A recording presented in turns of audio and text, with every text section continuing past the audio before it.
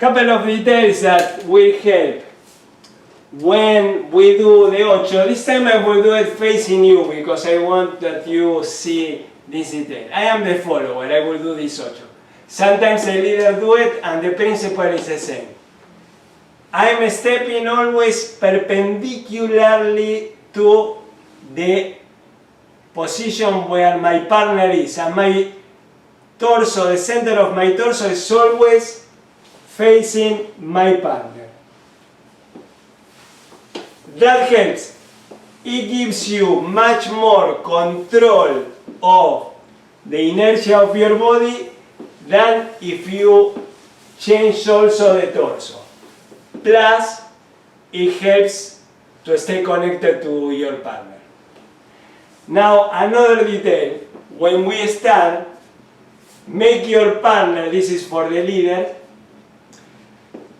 start with the wind up. You don't go directly into the forward ocho, into the forward step, forward pivot. We call it ocho because it's a figure 8, ocho in Spanish.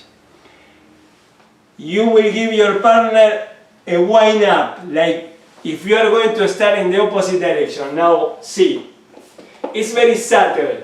I will exaggerate so you can see that.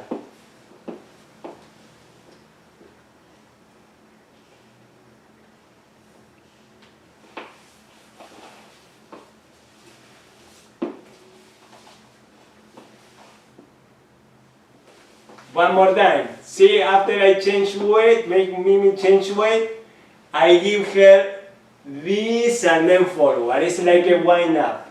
It helps you.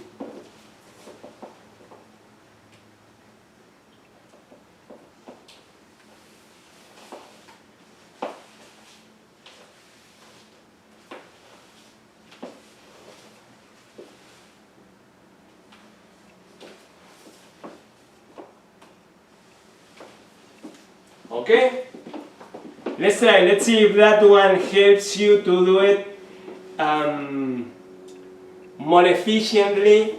Keep in mind, ladies, that you are dancing to the music. Your partner is indicating you the element that he wants you to do, but you do it interpreting the music. So let's try. Let's do it with the next song.